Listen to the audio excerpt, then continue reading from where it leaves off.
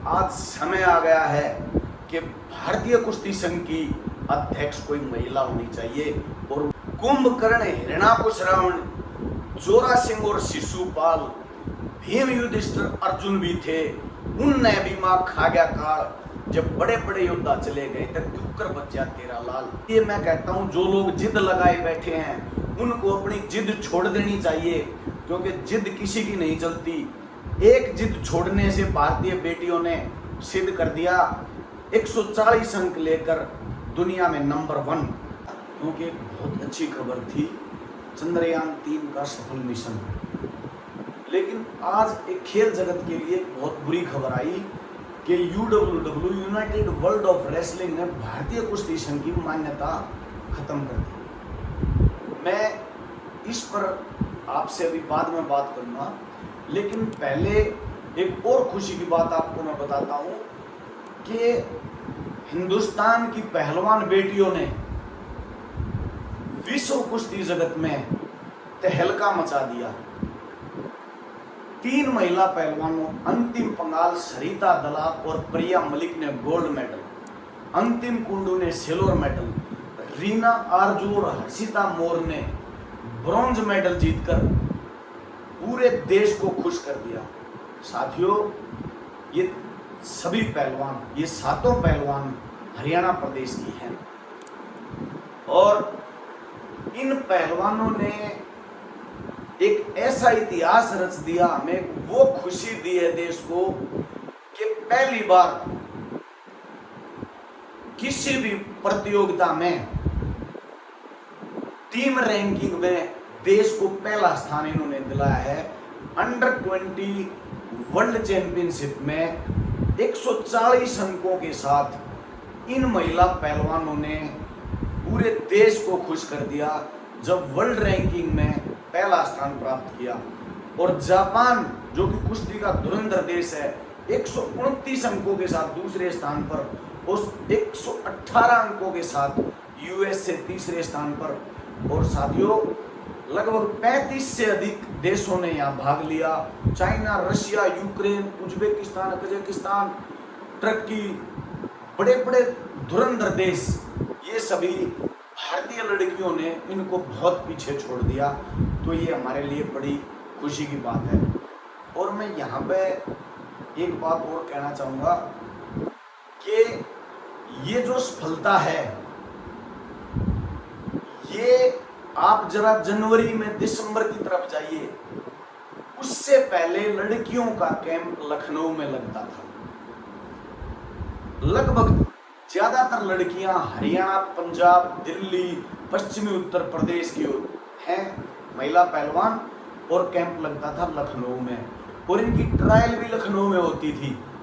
अब बच्ची वहां इतनी दूर आने जाने में परेशान होती थी, लेकिन अब इनका दिमाग फ्री है।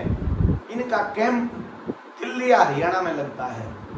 सोनीपत में इनका कैंप लगा और ज्यादातर लड़कियों ने अपने अखाड़ों में, अपने कुश्ती सेंटरों पर, अपने गुरुओं के पास अभ्यास करके विश्व कुश्ती जगत में ये सफलता के झंडे गाड़ दिए।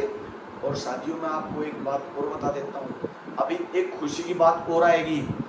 अब तक क्या है, इन लड़कियों के को तैयार करते हैं कोच,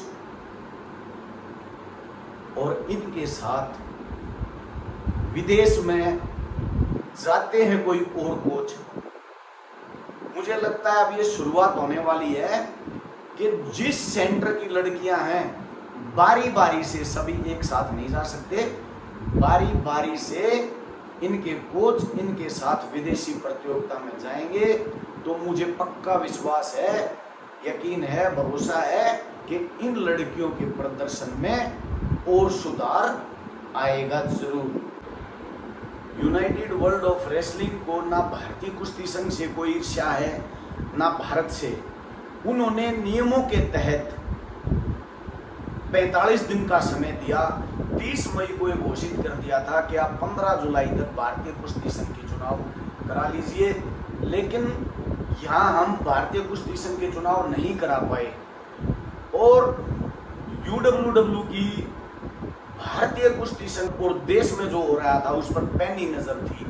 इसके साथ साथ भारतीय मीडिया ने अपना पार्ट ठीक से प्ले किया या नहीं वो अलग चीज है, लेकिन अंतर्राष्ट्रीय मीडिया की नजर भी पूरी जो यहाँ पहलवानों के साथ हो रहा था, जो कुश्ती संघ में जो चल रहा था, उस पर नजर थी। इस सब को देखते हुए जब चुनाव नहीं हो पाए तो यूनाइटेड वर्ल्ड ऑफ रेसलिंग ने आज निर्णय लिया कि भारतीय कुश्ती संघ की मान्यता रद्द की जाती है। और अगर आगे भी चुनाव नहीं हुए किन्हीं कारणों से, तो भारतीय पहलवानों को यूडब्ल्यूडब्ल्यू के झंडे के नीचे कुश्ती लड़नी पड़ेगी, और ये भारतीय कुश्ती के लिए सही नहीं है। इसलिए मैं कहता हूँ जो लोग जिद लगाए बैठे हैं उनको अपनी जिद छोड़ देनी चाहिए, क्योंकि जिद किसी की नहीं चलती। एक जिद छोड़ने से भारतीय बेटियों ने सिद्ध कर दिया 140 अंक लेकर दुनिया में नंबर 1, और दूसरी जिद छोड़कर आज समय आ गया है कि भारतीय कुश्ती संघ की अध्यक्ष कोई महिला होनी चाहिए, और वो भी अगर कोई पहलवान महिला हो तो ये सोने पर सुहागा है। इसलिए मैं उन लोगों को, हरियाणा के एक महान कवि की ये लाइनें मैं आपके सामने रख रहा हूं। कुंभकर्ण, हिरण्याकुश, रावण, जोरासिंह और शिशुपाल, भीम, युधिष्ठिर, अर्जुन भी थे, उनने भी मां खा गया काल। जब बड़े बड़े योद्धा चले गए तब ठुक्कर बच्चा तेरा लाल। यहाँ कोई तीरी खां कुछ भी नहीं है, एक से बढ़कर एक है। तो जिद छोड़ देनी चाहिए भारतीय कुश्ती के हित में। अगर जिद नहीं छोड़ते कुछ लोग तो तुरंत सभी राज्यों के कुश्ती संघों को बर्खास्त कर दिया जाना। और मैं उन सभी राज्यों की सरकारों से, उनके खेल मंत्रियों से हाथ जोड़कर विनती करूंगा कि अपने अपने प्रदेश में निष्पक्ष कुश्ती संघ के चुनाव कराए जाएं, ताकि देश का जो कुश्ती संघ है वो लोकतांत्रिक तरीके से चुनाव होना चाहिए। और मैं फिर कहूंगा, ये जो महिला कुश्ती की नींव मास्टर चंदगीराम जो आज सौरभ में हैं, उन्होंने रखी थी। सबसे पहले अपनी बेटियों को कुश्ती में लगाया था श्री महेंद्र सिंह जी मलिक, मुंडेर साहब और कई कोच साहिबान ने बहुत बेहतरीन काम किया था, उसका फल हमें आज मिला है। और उसके बाद मैं बधाई देना चाहूँगा आज दोबारा हिंदुस्तान की प्रथम महिला हिंद केसरी बहन सोनिका कालीरमण जी को, सुनीता शर्मा जी को, किरण सिहाग जी को, और जितने भी पहलवान जिन्होंने जो शुरुआत में कुश्ती शुरू की। और इसके साथ साथ 2006 में जब गीतिका जाखड़ ने महिला पहलवानों के लिए सबसे बड़ा पदक एशियन गेम्स में सिल्वर मेडल 2006 में जीता, और उसी साल हमारी बहन पश्चिमी उत्तर प्रदेश की अलका तोमर ने वर्ल्ड चैंपियनशिप में ब्रॉन्ज मेडल जीता। और इसके बाद फोगाट बहनों ने, महावीर फोगाट की लड़कियों ने, उनकी भतीजियों ने, और जैसे विनेश पहलवान ने 3 कॉमनवेल्थ गेम्स में 3 गोल्ड और एशियन गेम्स में 1 गोल्ड, इतने बड़े बड़े। और उसके बाद साक्षी मलिक का ओलंपिक कुश्ती में एकमात्र पदक, एक नई शुरुआत की थी। इसलिए इन सब बातों को देखते हुए हमें जिद छोड़ देनी चाहिए। और महिला, किसी भी महिला को, और वो पहलवान हो तो बहुत अच्छा है, भारतीय कुश्ती संघ का अध्यक्ष बनाया जाना चाहिए। और साथियों, ये कोई छोटी बात नहीं थी, और मैं आज ये बात नहीं कह रहा। मैंने 2014 में ये बात उठाई कि कैंप लखनऊ में नहीं लगना चाहिए, और 2016 में फिर अपनी पुस्तक स्वाधीन भारत का कुश्ती गौरव में आवाज उठाई कि कैंप लखनऊ में नहीं, हरियाणा या दिल्ली में लगना चाहिए, पश्चिमी उत्तर प्रदेश में लगना चाहिए, पंजाब में लगना चाहिए। और 2019 में मैंने हरियाणा सरकार से भी अपील करी, मैंने रिक्वेस्ट करी कि आप दिल्ली के आसपास कोई अंतर्राष्ट्रीय स्तर का ऐसा कुश्ती केंद्र बनाएं जहां महिला पहलवानों का कैंप लग सके। और 2021 में मैंने फिर आवाज उठाई, और आज फिर मैं ये बात कह रहा हूँ कि अभी धीरे धीरे हमारी कुश्ती रास्ते पर आनी शुरू हुई है। और साथियों, एक बहुत गलत बात जो कि हम हैरान है जिससे पूरे देश में फैलाई गई, वो बिल्कुल उसमें बिल्कुल सच्चाई नहीं है। हमारे कई दोस्त महाराष्ट्र के, मध्य प्रदेश के, उत्तर प्रदेश के, हैदराबाद के पूछते हैं कि भाई हमने सुना है कि कुश्ती संघ के खिलाफ खाली हरियाणा को दिक्कत है, हरियाणा वाले आवाज उठा रहे हैं। और इससे आगे भी बढ़कर कहते हैं कि खाली जो जाट बिरादरी है वो ये इस तरह का काम कर रही है। अब जो ये महिला पहलवान मेडल लेकर आई, तो मैंने हरियाणा के बहुत से कोचिज से बात की कि क्या आप कुश्ती संघ पर कब्जा करना चाह रहे हो, क्या आपके दिमाग में इस तरह की बातें हैं। जबरदस्त जवाब दिया सभी कोचिज ने, हरियाणा के कोचिज ने, कि भाई हमारा ध्यान तो पहलवान तैयार करने पर है, कुश्ती संघ पर कब्जे का ध्यान किसी और का होगा। और पहलवान कभी जातिवाद में, उनके कोच कभी विश्वास नहीं रखते। 36 बिरादरी के पहलवान एक पतीले में बैठकर खाना खाते हैं। फिर मैंने पंजाब के जो बहुत ही वरिष्ठ कोच, हमारे बड़े सम्मानीय संधि साहब से मैंने बात की कि आप इतने साल तक भारतीय कुश्ती टीम के चीफ कोच रहे, आपको हरियाणा के पहलवानों से कोई दिक्कत हुई? संधि साहब ने बड़ा जबरदस्त जवाब दिया कि हरियाणा के जितने भी पहलवान थे, एक से एक डिसिप्लिन, वेल डिसिप्लिन्ड पहलवान, और इसीलिए उन्होंने कहा कि इसीलिए वो आगे थे कि उनमें सबसे ज्यादा अनुशासन था और सभी बच्चे हमें अपने पिता के समान मानते थे। फिर मैंने राज सिंह जी से बात करी, जो कि बहुत वरिष्ठ कोच हैं और साथियों जिन्होंने कई सौ बच्चों को, कई सौ पहलवानों को नौकरी लगवाया।